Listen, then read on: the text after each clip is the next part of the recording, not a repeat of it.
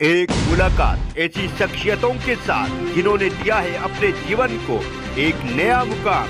रूबरू कराएंगे ऐसी कुछ हस्तियों के साथ एक खास शख्सियत के साथ मुलाकात जयदेव पटेल के साथ नंबर 1 इंडिया न्यूज पर। नमस्कार व्यूअर्स, मैं जयदेव पटेल और आप देख रहे हैं नंबर 1 इंडिया न्यूज। आपका एक बार फिर स्वागत है एक खास शख्सियत के साथ मुलाकात प्रोग्राम में।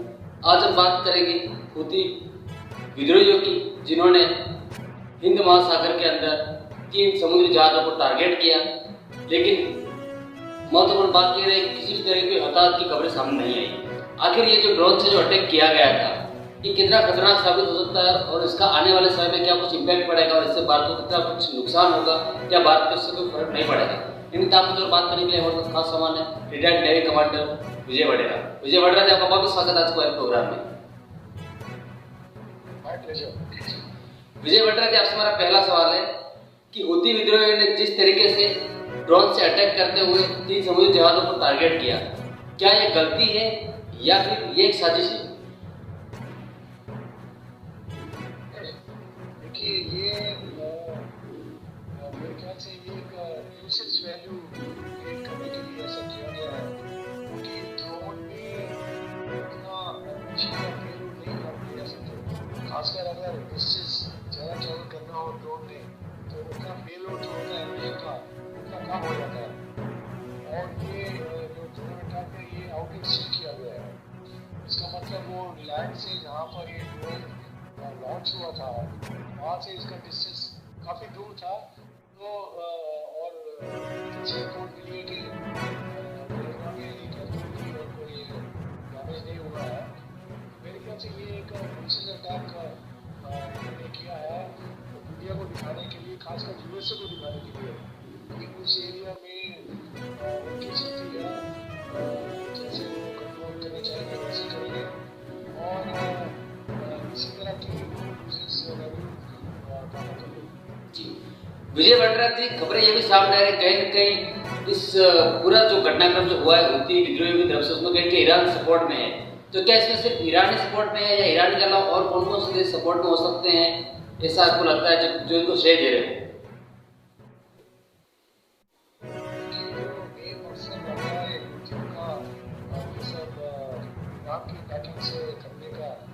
यमन की बैकिंग से करने का इनको रिकग्निशन चाहिए अपनी एग्जिस्टेंस के लिए। और उसके लिए वो ईरान, यमन और एक दो कंट्री वहाँ पर है, उनका बैकडोर से सहायता ले रहा है। और ईरान ने भी कबूल किया है कि हम बच्चों को मॉरली सपोर्ट कर रहे हैं, ना कि हम इनको ऑन एडमिशन दे रहे हैं। जैसे पाकिस्तान कहता रहता है, जो कश्मीर में घुसपैठी आते रहते हैं कि हम मॉरली उनके साथ हैं, लेकिन हम वैसे नहीं कर रहे। लेकिन इतने सालों से कितनी प्रूफ मिली है जहाँ पर पाकिस्तान आर्मी का डायरेक्ट इन्वॉल्वमेंट होता है। तो यही वहाँ पर चल रहा है, जहाँ पर बेसिकली हूती को वर्ल्ड रिकग्निशन चाहिए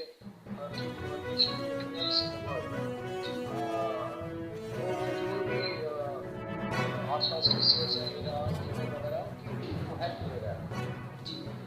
विजय वडेरा जी, हूती विद्रोह की तरफ से जो ड्रोन अटैक जो किया गया, इसका कितना कुछ असर दिखाई देगा आने वाले समय में, और इससे भारत को क्या कुछ नुकसान होगा या फिर कोई फर्क नहीं पड़ेगा भारत को इस ड्रोन के अटैक से?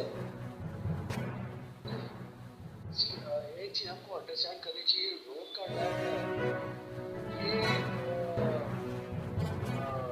हालांकि ये एक नया आविष्कार है। ये मतलब जो वॉरफेयर है उसका ये नया एलिमेंट है। ये ऐसा पहला 5 साल पहले कोई सोच नहीं सकते थे कि ड्रोन जो हम यूज करते थे वीडियो कैमरा के लिए, शादियों को कवर करने के लिए, हम अटैक के लिए यूज कर सकते हैं। तो ये टेक्नोलॉजी पूरी दुनिया भर की हर रोज बदलती है और इम्प्रूव होती है। तो उन्होंने आविष्कार किया, खासकर अमेरिका ने, कि ये जो ड्रोन है इसको डिटेक्ट करना बहुत मुश्किल है बाय रेडार। आप एयरक्राफ्ट भेजेंगे तो वो इजीली डिटेक्ट हो जाता है, और फिर उसको ट्रेस करने के लिए आप सैटेलाइट कर सकते हो। यहाँ पर जब एक छोटा सा ड्रोन जिसका रेडियो सिग्नल बहुत कम है, उसको डिस्टर्ब फील होगा तो आप उसे कैसे यूटिलाइज करेंगे? तो ये एक नया वॉरफेयर जो चालू हुआ है दुनिया में, इसकी धीरे धीरे और भी बढ़ोतरी होगी और नए नए out of the box idea लेके जो लोग हैं इनके इन्वॉल्व है वो इनमें और भी शामिल होना चाहेंगे। से सी वॉरफेयर में क्योंकि डिस्टेंस बहुत हो जाता है, आपको ये ड्रोन लैंड से लॉन्च करना है, तो जो जब जहाज 50-100 मील या 200 मील कोस्ट से दूर है तो ड्रोन का वहाँ का पहुँचना और अगर इतना लंबा सफर करेगा तो उसका फ्यूल उतना कम होता जाएगा, तो ये कोई अफेक्ट नहीं है। जैसे अगर आप मिसाइल फायर करो 1000 माइल के या 3000 का इफेक्ट ज़्यादा है, इसका कोई डैमेज से कि शिप को डुबो दिया या शिप में भयंकर आग लगा दी या शिप को तबाह कर दिया, वो ऐसा कुछ इफेक्ट होगा नहीं। तो ये बेसिकली वर्ल्ड को दिखाना है, खासकर यूएसए को जिसकी वहाँ पर बहुत प्रेजेंस है रेड सी एरिया में और हिंद महासागर में। भाई आप अभी आपको ज़्यादा इग्नोर मत करो हमारे इसमें और किस तरह फैशन टैक्टिक्स बनाएंगे कि हमको रिकग्निशन मिले वर्ल्ड में, लेकिन ये होने वाला नहीं है कि जो परसेंटेज वाइज इनके जो समर्थन है वो बहुत कम है परसेंटेज वाइज, वो हो नहीं पाएगा, लेकिन ये बिजनेस वैल्यू है। तो अभी क्या हुआ है कि इसके जो इंडिकेशन है वो बहुत बढ़ गए। अभी जितने भी ऑयल टैंकर्स सुएज के नाम से जाते थे instead of going round the Cape of Good Hope, अभी वो सब घबरा गए हैं और मैं खुद चाहता हूँ कि ये अभी वो जो शिप है वो डाइवर्ट कर रहे हैं, तो करीब 6000 माइल को एक्स्ट्रा ट्रैवल करना पड़ेगा। अगर एक्स्ट्रा ट्रैवल करेंगे तो उतना उसका खर्चा होगा, कंपनी का खर्चा होगा। अगर कंपनी का खर्चा होगा तो वो अपने कस्टमर से चार्ज करेंगे, उसका फ्यूल का चार्ज होगा, ये ओवरऑल कॉन्फ्लिक्ट बनेगा। तो इन चीज़ों को आई एम श्योर कि जो सुपर पावर्स हैं, अमेरिका है, चाइना है, फ्रांस है, रशिया है, वो चीज़ को नजरअंदाज नहीं कर सकते। लेकिन हमारे लिए सबसे बड़ी बात यह है कि हिंद महासागर में हमारी अभी शिप्स की प्रेजेंस इतनी हो गई है कि we are only preferred security partner. जब भी किसी को प्रॉब्लम होती है हिंद महासागर में, इंडियन ओशन में या बे ऑफ बंगाल में और एक आपको जैसे मैसेज मिलता है तो हमारी शिप ऑलरेडी पूरे इंडियन ओशन में ऑलरेडी तैनात है, पेट्रोल कर रहे हैं, तो वो फटाफट वहाँ पहुँच के जो भी हेल्प है वो दे सकते हैं।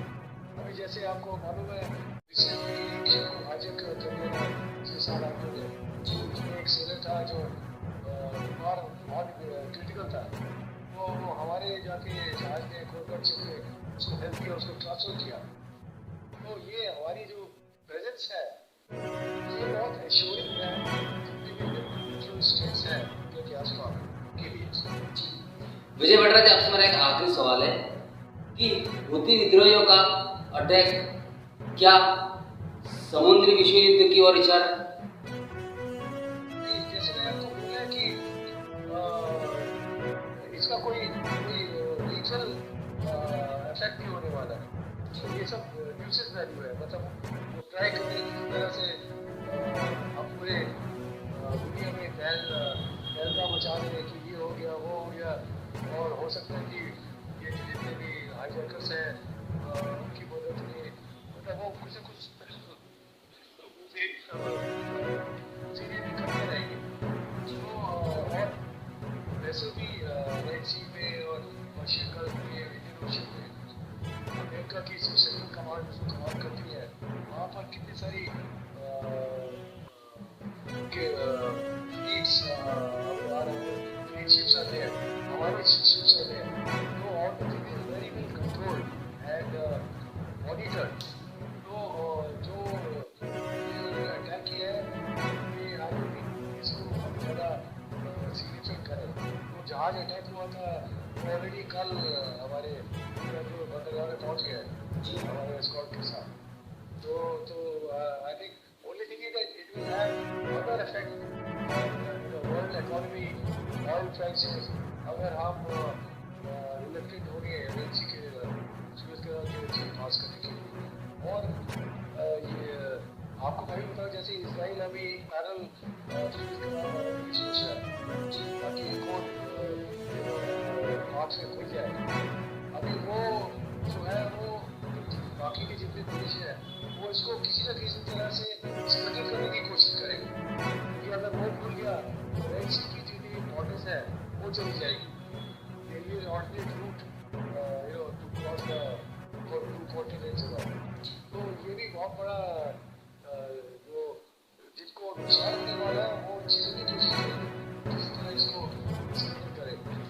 तो ये सॉरी तो ये सब मेरे ख्याल से one of those things which have happened once in a while.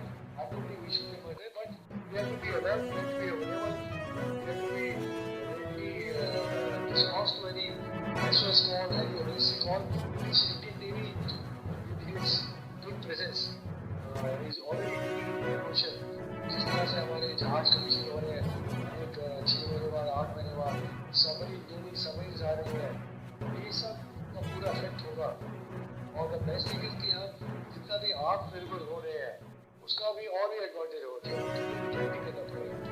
और आप सोच सकते हैं एक फ्यूचर में जैसे हमारी ऑलरेडी 2 न्यूक्लियर सबमरीन ऑपरेशन है और हमारा प्लान है कि फ्यूचर में अब हमारे पास सिर्फ एटलीस्ट 6 न्यूक्लियर सबमरीन होनी चाहिए जो जिनके ऊपर आईसीबी जैसी मिसाइल्स हो मल्टीपल वॉर है. तो आप सोच सकते हैं सालों बाद जब ये होगा अगर हमारे पास समझ आ जाती है तो अगर हम 2 अगर तैनात करें 2 ब्रिटेन्स में रहे तो उसका क्या डेटरेट इफेक्ट होगा पूरे इस एरिया में. मतलब किसी को भी कुछ करने से पहले सोचना पड़ेगा कि वहाँ पर multiple war and missiles are there in the Indian Ocean. So they can be really attacked and destroyed, totally destroyed. So that is going to produce a real deterrent effect, especially to China and Pakistan, who are always going to some trouble as far as India is concerned. Especially so now with Article 370, approved by Supreme Court. So now they know that there is nothing left. And as far as we are concerned, we are going full steam ahead in making ourselves more self-reliant. We are producing aircraft carriers. Her aircraft carrier भी अभी शुरू होने वाला है. तो बहुत अधिक हमारे पास कॉन्फिडेंस आता है कि हम एक पावरफुल वर्ल्ड की पावरफुल नेवी बन रहे हैं और इंडिया ओशन है कहने की इंडिया. बट अभी हम क्या if anyone tries to do mischief in Indian Ocean, the Indian Navy will react, make sure that everything is peaceful, all the shippings go through the way they should go through. So all this information ji inspection. विजय भट्टाचार्य, आपने हमारे लिए समय निकाला.